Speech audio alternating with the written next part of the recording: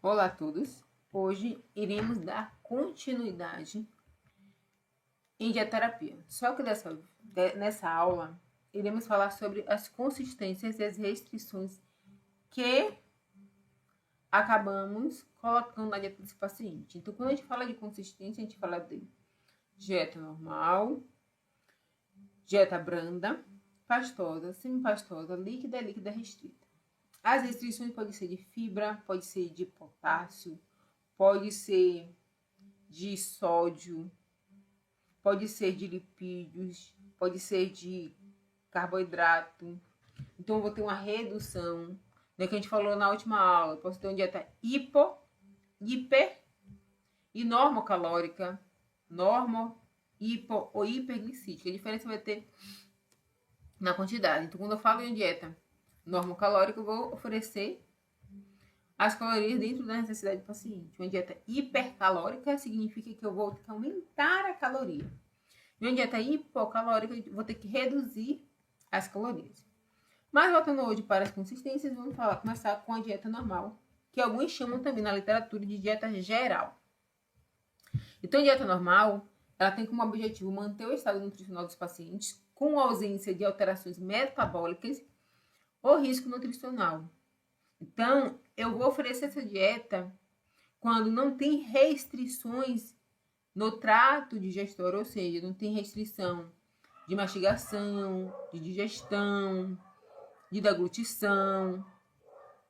Porque a dieta geral, eu não faço modificações físicas nem modificação na consistência. Apesar de que essa dieta, eu posso oferecer diferentes consistências. Mas ainda assim, eu não preciso fazer essa modificação. Por exemplo, na dieta geral, eu vou oferecer folhosos. Então, a salada de acelga com pepino e repolho. Na dieta branda, eu já não posso oferecer essa salada, porque ela já tem uma consistência. Eu preciso utilizar a mastigação. E na dieta branda, eu tenho que facilitar e ajudar o processo de mastigação ou de deglutição desse paciente.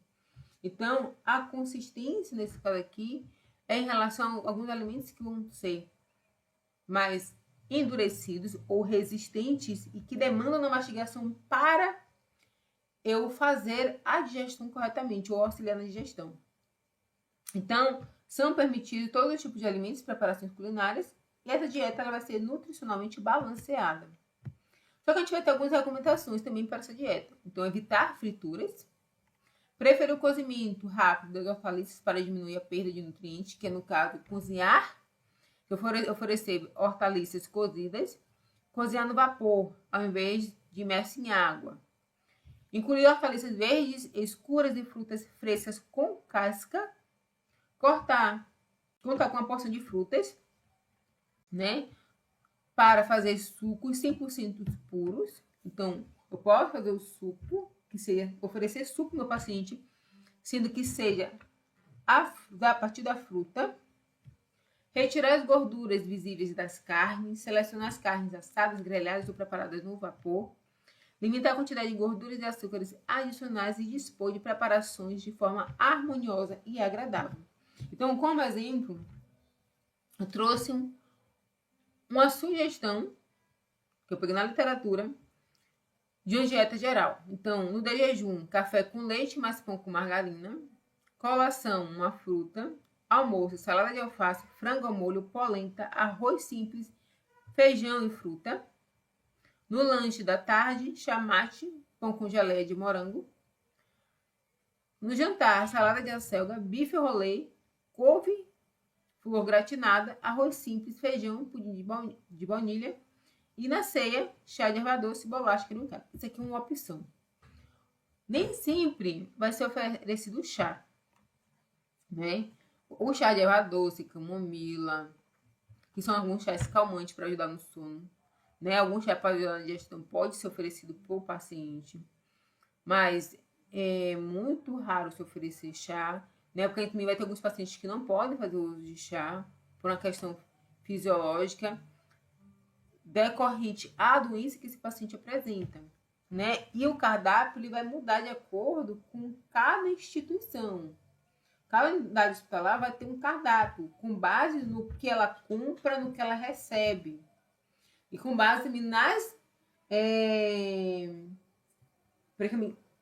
nas doenças que ela atende nos usuários do SUS. Então, quando o paciente começa a ter dificuldade de mastigação, por exemplo, e ele relata isso para o nutricionista, que faz a visita nas enfermarias, a nutricionista vai mudar a dieta desse paciente. Então, o paciente estava com dieta geral, vai para a dieta branda. O que é essa dieta branda? É uma dieta onde eu vou oferecer todos os nutrientes, só que eu vou abrandar as fibras e o tecido conjuntivo, que é o tecido conjuntivo das carnes. Esse abrandamento tem como objetivo auxiliar na mastigação, na digestão ou na deglutição desse paciente. Então, o objetivo da dieta branda é fornecer uma dieta contendo o mínimo possível de fibras e uma quantidade moderada de resíduos. Porque quando eu falo de resíduo, eu falo de fibra. Então, eu não, nesse caso aqui, se o paciente não tiver nenhuma restrição sobre resíduos, eu vou manter, porque eu vou ajudar, praticamente, no ritmo intestinal desse paciente. Então, essa mudança na consistência da fibra do tecido conjuntivo pode ser feita por cocção, quando eu cozinho um alimento, e pode também ser feito pela ação mecânica. Eu posso usar os dois, ou eu posso usar um ou outro. Então, eu posso pegar lá uma carne, cozinhar, e depois processar essa carne para diminuir o tamanho dessa fibra e facilitar na digestão, na mastigação desse paciente. Então, eu vou usar a dieta branda como uma dieta de transição. Então, essa dieta pode ser porque o paciente está na geral, começou com problema de mastigação por causa da prótese, que começou a ferir a gengiva, ele passa para a branda, ou o paciente foi regredindo na dieta, fez uso de sonda, agora ele está praticamente progredindo na dieta, então ele vem de uma dieta pastosa e vai para uma dieta branda. Então, pode ser dessa forma. Pode ser também utilizada para pacientes que têm disfagia, que é dificuldade de deglutir os alimentos. Gastrite úlcera péptica também, porque alguns alimentos crus, como folhosa, às vezes o paciente tem uma dificuldade de digestão, desconforto após consumir o alimento. Também posso utilizar em pós-operatório de esôfago e estômago, insuficiência cardíaca de grau 3 e 4, dificuldade de mastigação e digestão. Essa dieta vai ser oferecida 5 a 6 vezes por dia, que a gente chama de fracionamento. E ela vai também ter algumas recomendações. Então, todos os alimentos que contêm fibra, eu preciso modificar pela cocção ou pela ação mecânica, exceto as frutas, porque a gente tem frutas que a gente consegue oferecer normalmente, porque são frutas com a consistência macia, como banana, mamão, melancia. E muitas vezes, antigamente, se oferecia algumas frutas cozidas para o paciente em dieta branda. Só que quando a gente come algumas frutas, elas mudam de consistência, de coloração. Então, o paciente acaba rejeitando. Porque quando eu falo se for cozinhar uma fruta para abrandar a fibra e oferecer esse paciente, eu não posso adicionar açúcar. Porque no momento que eu adiciono açúcar, deixa de ser fruta, se torna um doce. Então, a gente precisa ter esse cuidado. Também, evitar alguns alimentos e condimentos para esse paciente. Por exemplo, evitar pimenta, refrigerante, água com gás, extrato de carne, frituras, porque esses alimentos dificultam a digestão. Esses alimentos também acabam sendo irritante gástrico. Esses alimentos acabam também aumentando a produção de gases, gerando desconforto nesse paciente, principalmente se ele tiver gastrite, se ele tiver úlcera, se ele tiver dificuldade de digestão. Então, preciso ter esse cuidado. Se esse paciente também fez cirurgia de estômago e de esôfago, então esses alimentos não ajudam. Mas vai ser permitido alguns condimentos, como sálvia ou antes de especiarias. Sálvia, tomilho, páprica, hortelã, coentro, cebolinha, açafrão. Então, utilizar especiarias para dar sabor a esses alimentos e que, de certa forma, alguns ajudam na digestão, como, por exemplo, o hortelã, a salsa. Eles acabam ajudando no processo de digestão. Também, o baixo teor de fibra pode resultar em constipação. Então, quando se abranda a dieta, a gente acaba, de certa forma, modificando essa fibra. Em alguns momentos vai ter, o paciente vai precisar ter uma dieta pobre em fibras, e isso gera constipação. Aí a gente tem que dar uma dieta laxativa, então eu tenho que colocar alimentos que vão melhorar essa constipação, né? E a adição de fibra, se eu quiser aumentar a quantidade de fibra, tem que ir respeitando a tolerância do paciente. Porque nem todo paciente vai tolerar. Principalmente porque quando a gente fala de fibra, eu tenho que ter um cuidado que esse paciente não precisa beber água. Então, o paciente está constipado, não dieta laxativa, mas esse paciente não está bebendo água, esse paciente vai continuar constipado. Então, de certa forma, acaba que o nutricionista que acompanha os pacientes nos leitos precisa realmente perguntar ao paciente como está sendo o consumo de água dele. Apesar de que, como nos leitos hospitalares acaba sendo frio, então quando se tem frio, ambiente frio, a gente acaba não bebendo tanta água assim, então isso pode influenciar. Então, para a dieta branda, vai ter alguns alimentos recomendados e alimentos evitados. Então, os alimentos evitados: pão duros ou com sementes, biscoitos amanteigados, pastelarias, hortaliças folhosas cruas, brócolis, couve-flor, pepino, pimentão, outras hortaliças, queijos gordurosos, carnes duras, crocantes, empanadas, ovos fritos. Pode ser um ovo mexido, que geralmente o ovo mexido é mais molinho. Ovo pochê. Com alimentos recomendados: pães moles, de forma, bolinhos cozidos ou assados moles, biscoitos sem recheio e gordura, panquecas torradas, cereais cozidos, arroz, maçã geral, centeio, hortaliças todas cozidas, exceto as que são flatulentas. Então a gente tem, por exemplo, o repolho, o brócolis,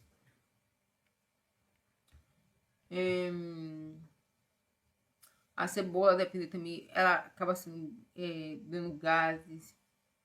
Então a gente vai evitar esses alimentos flatulentos, porque eu tô falando principalmente se eu estiver falando de digestão, úlcera, gastrite, frutas macias e pastosas, leite derivados com pouco sal e gordura, carnes, peixes, aves e ovos sem gordura, cozidas, moídas ou desfiadas, purês, ensopadas ao molho, grelhadas e assadas, ovos mexidos, moles ou pochê.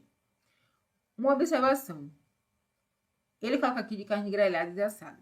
Essa carne grelhada e assada, a unidade vai sempre observar a textura. Porque se ficar uma textura muito ressecada, ela vai ter que triturar para diminuir esse tamanho. Apesar de que eu posso também grelhar, assar, ter uma maciez, uma umidade, e ainda assim triturar para esse paciente. Então, preciso ter um cuidado nesses elementos. Então, toda unidade hospitalar, quando você chega, ela vai ter lá os alimentos proibidos e permitidos para aqueles pacientes, né? Vai ter um mapa da dieta, ela diz lá se a dieta daquele paciente é para diabetes, para hipertensão, se é sem lactose, se é sem glúten, ela vai dizer. E a copeira, ela tem que ter esse cuidado, porque ela não pode oferecer um alimento que o paciente não possa consumir, porque compromete o estado nutricional e o quadro clínico desse paciente. Então, como exemplo aqui, a gente tem o de jejum, leite com café, pão com margarina e uma fruta macia. No almoço, salada de beterraba cozida, peixe assado, cenoura cozida, arroz, caldo de feijão, doce de leite. No lanche da tarde, leite com achocolatado, pão com geleia. No jantar, salada de chuchu, frango cozido ao molho, polenta, arroz, caldo de feijão e melancia. E na ceia, chamate e bolacha salgada. Lembre-se que aqui é só uma sugestão que eu trouxe da literatura. A realidade é totalmente diferente. Uma outra coisa é biscoito. O biscoito, geralmente, seja ele creme caqui ou maisena, são biscoitos que, de certa forma, existe uma crocância. Então, quando se coloca, a sugestão é que esse paciente molhe esse biscoito no líquido para amolecer e auxiliar essa mastigação, aliviando, né, os sintomas, as dores que ele sente ao mastigar aquele alimento e contribuindo para a cicatrização, por exemplo, da gengiva. Aí vem a dieta pastosa. A dieta pastosa é quando realmente o paciente ainda apresenta dificuldade de deglutição. Então, a dieta branda, eu já brandei a fibra, mas ainda assim, o paciente está com dificuldade de deglutir esse alimento, ou começou a ter uma dificuldade de deglutir esse alimento que a gente chama de disfagia. Aí, o que eu vou ter que fazer? Modificar a consistência. Então, eu vou colocar a dieta desse paciente agora pastosa. Qual é o objetivo? Propiciar repouso digestivo, atender pacientes quando alimentos sólidos não são tolerados. E quando a gente fala de dieta pastosa, de certa forma, a gente modifica a consistência totalmente. Eu vou abrandar, mas esses alimentos praticamente vão ter que ser oferecidos na forma de uma pasta. Então, como característica dessa dieta, as preparações de consistência na forma de purê, que possam ser mastigadas e deglutidas com pouco esforço. Possui maior densidade calórica do que os anteriores, ou seja, tem mais calorias. Possibilidade de utilizar módulos e suplementos. Os módulos e suplementos, os módulos são pós, que a gente chama de... E vou modificar a consistência. É o que a gente chama de gelificadores. Por exemplo, quando o paciente está com dificuldade de deglutir, a gente compra um pozinho de diferentes marcas que vão dar consistência. Essa consistência, por exemplo, um suco. Então, o suco eu vou botar uma consistência de acordo com o paciente. Então, eu vou colocar uma consistência de néctar, mel ou pudim. Porque quando a gente fala desses módulos, a gente está falando, de certa forma, do processo de disfagia. Onde eu preciso fazer com que aquele líquido que já é ralo com água tenha um engrossante. E esse engrossante vai ser a base de amido, maltodextrina, que a gente tem. Quando o paciente, por exemplo, não pode comprar esse módulo, que ele recebeu alta do hospital, a gente utiliza algumas coisas. Por exemplo, eu posso utilizar empim, eu posso utilizar batata, eu posso utilizar chia, linhaça, para engrossar algumas preparações. Então, a função do módulo vai ser esse. Né? E os suplementos, que vai ser de acordo com a necessidade de cada paciente. Então, a dieta pastosa ela é indicada na impossibilidade ou dificuldade de mastigar o alimento ou de deglutir, quando o paciente precisa de um repouso digestivo, Situações onde a função gastrointestinal esteja moderadamente reduzida, por exemplo, um paciente que tem câncer de estômago está esperando cirurgia, então a capacidade gástrica dele diminui, então a gente acaba oferecendo a dieta pastosa. Pacientes idosos com dificuldade de mastigação e portadores de doenças neurológicas, como Parkinson e Alzheimer, que a doença vai avançando, então a gente vai tendo uma dificuldade de mastigação, de deglutição. Então, muitas vezes a gente vai modificando essa consistência dietética. Então, é permitido água, chás, cafés, sucos em geral, legumes e tubérculos sem casca, semente e bem cozidos, oferecidos na forma de purê. Arroz pastoso, macarrão bem cozido, tipo aquele macarrão que parece papa, polenta, caldo de feijão, sopas liquidificadas, sopas no formato de creme, leite, coalhada, queijos cremosos e margarina, frutas pastosas, banana, abacate, mamão. Essas frutas podem ser praticamente amassadas ou liquidificadas. Pudim, gelatinas, sorvete, mingau. Mingau de farinha láctea, farinha de aveia. Por que farinha de aveia e não aveia? Porque a aveia, de certa forma, ela é grânulos, né? São flocos. E a farinha, ela já está praticamente menorzinha, então o tamanho é diferente. Então isso ajuda também a contribuir para a deglutição. Principalmente quando a gente fala de paciente idoso. Então o paciente idoso, ele tem risco de broncoaspiração.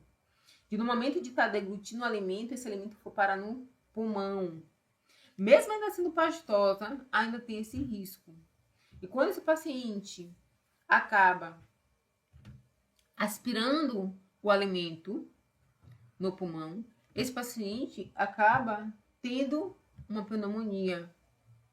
Então, a depender da doença que ele tenha, eu acabo agravando o quadro clínico desse paciente.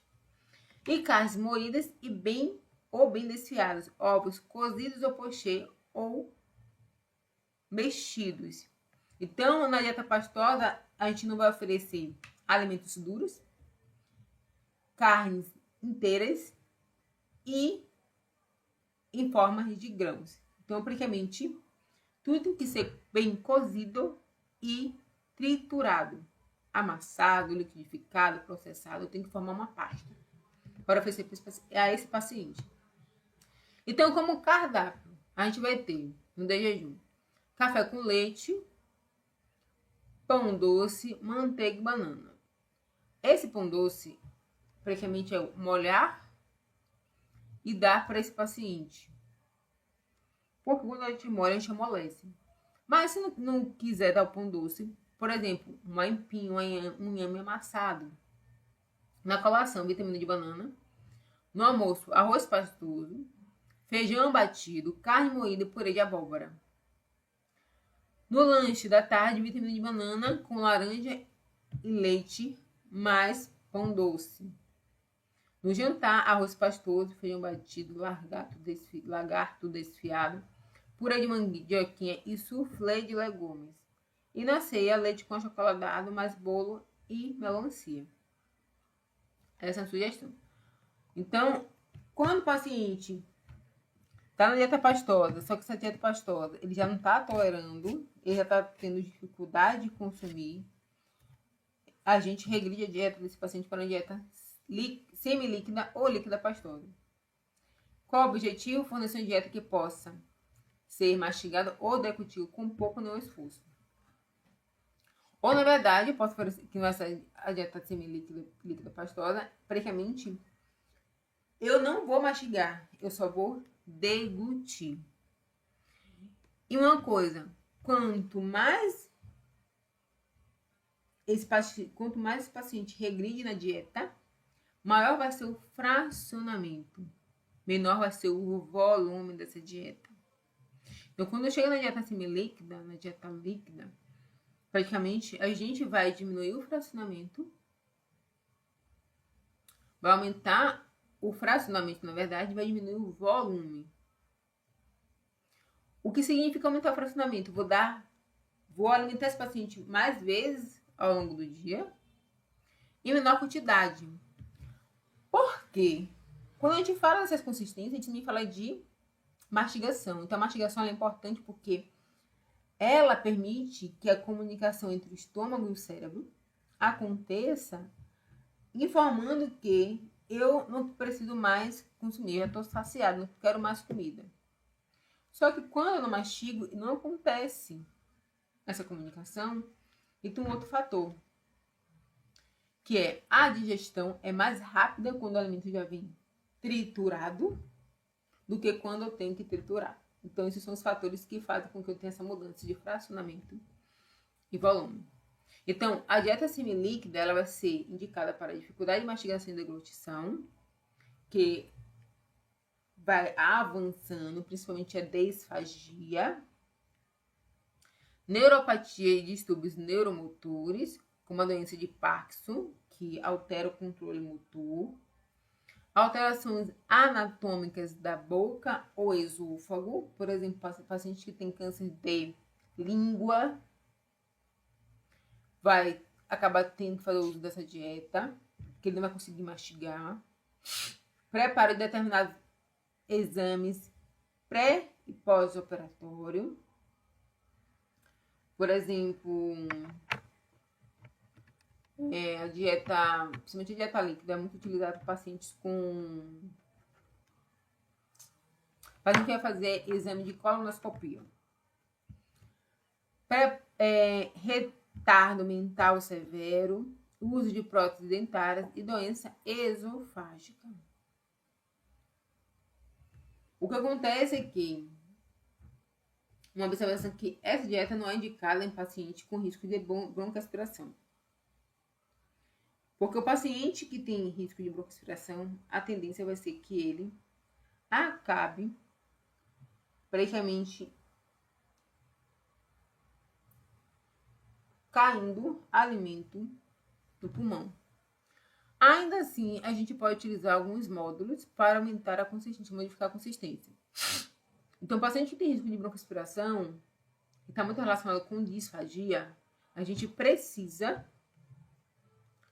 do fonoaudiólogo para nos orientar. Ele vai dizer a partir dos estímulos do paciente qual a consistência e a gente vai trabalhar dentro dessa consistência. Então, a dieta semilíquida vai ter como característica alimentos líquidos e liquidificados, cremosos e homogêneos, fracionado e com fibras modificadas, que a gente modifica as fibras.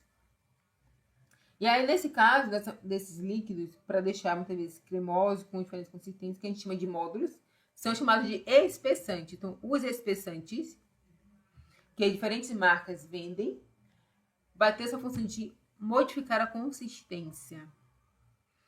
Tanto é que vai ter módulos ou espessantes que vão dar a consistência de néctar, mel e pudim. Vai ter outros que vão dar néctar e mel. Não vai dar pudim. Então, as recomendações. Então, a gente vai adicionar, pode-se colocar leite, molhos, margarina, mel ou açúcar para melhorar o aporte calórico. Podemos utilizar também laxativos, como sucos, chás, módulos e farinha de aveia. Né? Eu posso também ter módulos de contendo fibra para aumentar, para melhorar na constipação ou para manter esse intestino funcionando, já que a gente modifica, tritura a fibra. Também as fibras devem ser incluídas gradativamente na dieta de acordo com a tolerância do paciente. Então, é permitido sopas cremosas, preparações em forma de papa, purê ou creme, alimentos liquidificados, suco, mingau. Evitados bebidas gasosas e alimentos sólidos. Então, a gente vai ter como alimentos recomendados pães, cereais, arroz e massas, todos que possam ser transformados em purê, mingau de amido de milho, farinha de aveia, creme de arroz, hortaliças, purê de batata, batata doce, cenoura, sucos de hortaliças, frutas, todas na forma de purê, sem pele, ou suco de frutas, ou vitaminas, leite e derivados. A gente tem leite achocolatado, iogurte, batido, pudim, cottage. No leite, por exemplo, a gente pode utilizar espessante, carnes, aves, peixes e ovos na forma de purê sem pele, ovos mexidos, moles ou pochê, açúcares e gorduras, gelatina, geleia, mel, xaropes, margarina, manteiga, creme de leite, chantilly, nata. Então, o creme de leite a gente pode colocar como para aumentar o aporte nutricional ou aporte calórico. Evitar os alimentos duros com sementes, biscoito, manteigados, pastelarias, hortaliças cruas com sementes e casca, frutas com polpas, que são difíceis de transformar em purê, iogurte com pedaços de frutas, carnes duras, crocantes, empanadas, bacon, azeitona, coco, sal, pimenta, ketchup e mostarda.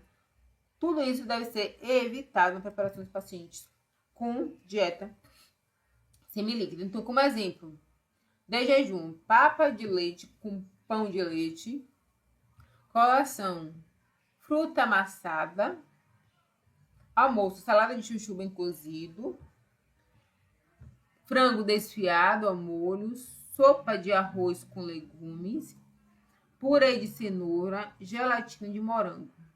À tarde, papa de leite com bolachas. No jantar, salada de batata bem cozida, carne moída refogada, sopa de fubá, purê de beterraba, pudim de baunilha.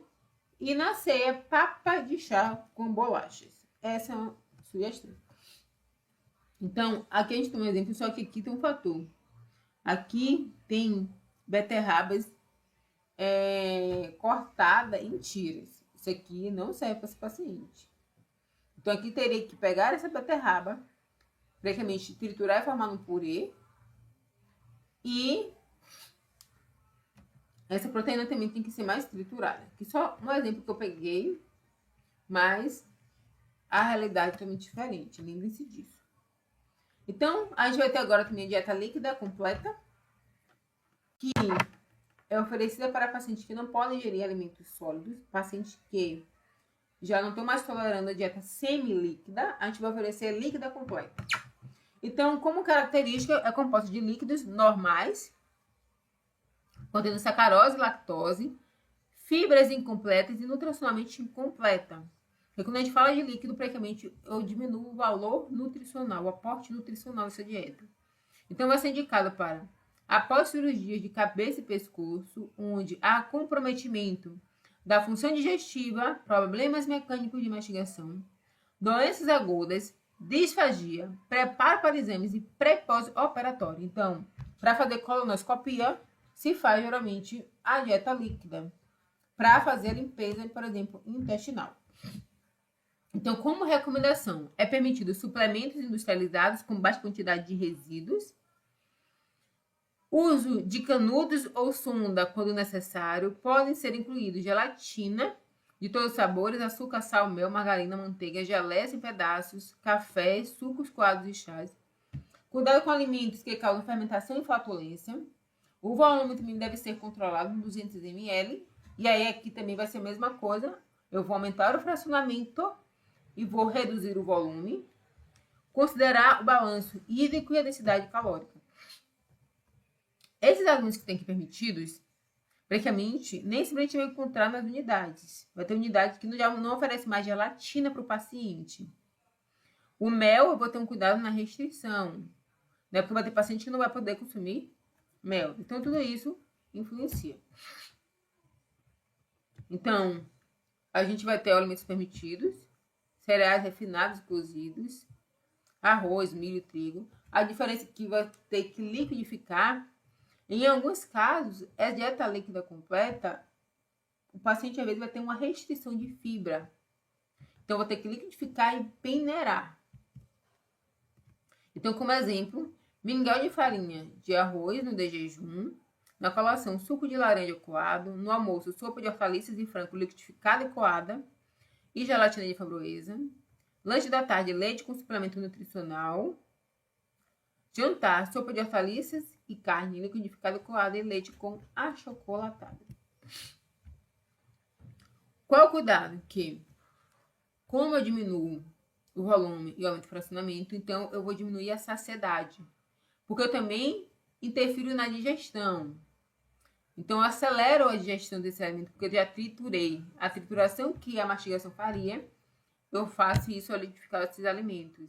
Então, praticamente, esse paciente vai se alimentar de 2 em 2 horas. Cuidado com os alimentos que causam fermentação e flatulência. O volume deve ser controlado, 200 ml. A depender da unidade, ela pode aumentar e ir observando. Considerar o balanço hídrico e a densidade calórica. Leite de soja, frango e preparações sem lactose para pacientes com intolerância.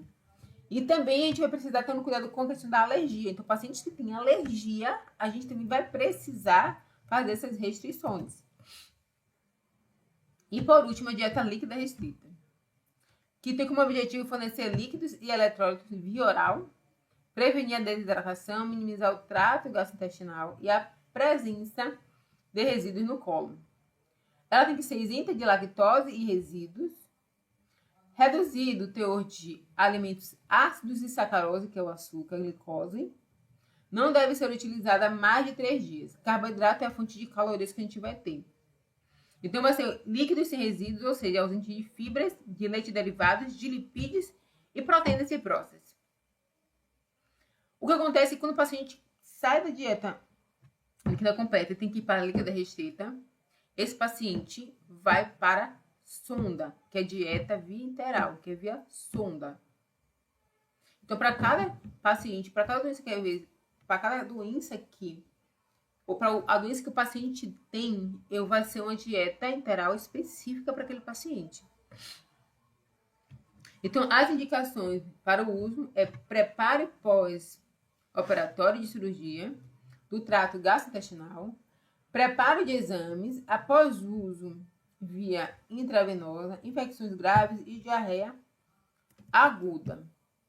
Então, na literatura que eu pesquisei, diz que pode água, gelatina de todos os sabores, açúcar, sal, mel, chá com moderação, água de coco, caldo de sopa claro, que é você botar na panela um pedaço de frango ou carne, colocar uma cenoura, um chuchu, uma batatinha, cozinhar e tomar. Em alguns casos, se for preparo de exame, você não pode utilizar alimentos que dão pigmento, como cenoura, como beterraba, você não pode. TCM, que é triglicerídeo de cadeia média, dietas hiperosmolares, suplementos para fornecer nutrientes.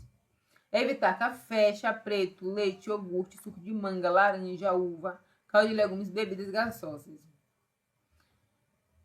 Além disso, quando a gente fala da cor, laranja, uva e manga são alimentos que têm uma coloração que dá pigmentação. E isso, de certa forma, influencia. Então, reforçando, devem ser isentos de lactose e diluídos em água. Então, essa dieta acaba sendo só para realmente hidratação e para poucos sólidos, porque o valor nutricional dela é praticamente muito menor quando se comparado com a dieta líquida completa. Então, como exemplo, no de jejum, chá de erva cidreira, na colação suco de maracujá coado, no almoço, caldo de frango e gelatina, sendo que gelatina precisa ter cuidado, principalmente na coloração, suco de caju, caldo de carne e chá mate. E aí a gente vai falar um pouquinho sobre as modificações de nutrientes ou restrições que a gente tem junto a essa dieta. Então, eu posso dar uma dieta para o paciente, uma dieta pastosa, mas uma dieta isenta de resíduos ou isenta de fibra. Então, isso tem que estar lá nas características da prescrição. Então, dieta pobre em resíduos significa que é uma dieta pobre em fibra. Ela vai ser isenta também de lactose. Então, eu vou praticamente oferecer de 5 a 6 refeições. A quantidade de fibra vai ser de 10 a 15 gramas, abaixo da recomendação. Então, a gente tem que consumir por dia 25 gramas de fibra. Então, quando é que eu vou utilizar uma dieta pobre em resíduos? Quando eu tenho diarreia, pré e pós-preparo de cirurgia de cólon, obstrução intestinal, fístula do trato gastrointestinal e fase aguda de doenças inflamatórias intestinais, que é doença, por exemplo, doença de Crohn e retocolite. Por quê? Porque a fibra, ela tem a função de acelerar o peristaltismo ou reduzir o peristaltismo. Depende muito da fibra. E no caso da fibra, a gente vai ter fibra solúvel e fibra insolúvel. Então, quando a gente entrar em constipação, a gente vai relembrar essa questão das dietas pobres em fibra, porque eu preciso ter uma dieta pobre em fibra quando eu falo de diarreia, porque eu preciso diminuir o peristaltismo. Porque muitas vezes o corpo já eliminou o que queria eliminar, mas ainda assim as contrações ainda estão aumentadas, então eu preciso diminuir. Por isso que a alimentação ela tem um papel importante na melhora. Então, dieta pobre em resíduos. Permitido queijos magros uma vez por dia, frutas cozidas e legumes cozidos, caldo de leguminosas, sucos sem resíduos, gelatina, água de coco.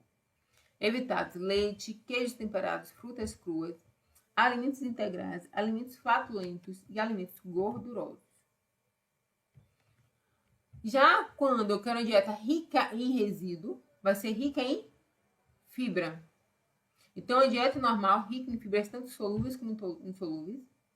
Só que quando eu aumento fibra, eu preciso aumentar o aporte hídrico. Então, nesse caso, a dieta rica em fibra, a quantidade de fibra vai ser maior que 30 gramas por dia. Ainda está dentro da referência? Tá. Porque eu vou ter uma outra referência que me diz que eu posso consumir até 35 gramas de fibra por dia. Então, vai ser indicado para paciente com ritmo intestinal lento e diverticulose. Porque eu preciso aumentar o peristaltismo, preciso fazer com que esse bolo fecal seja eliminado.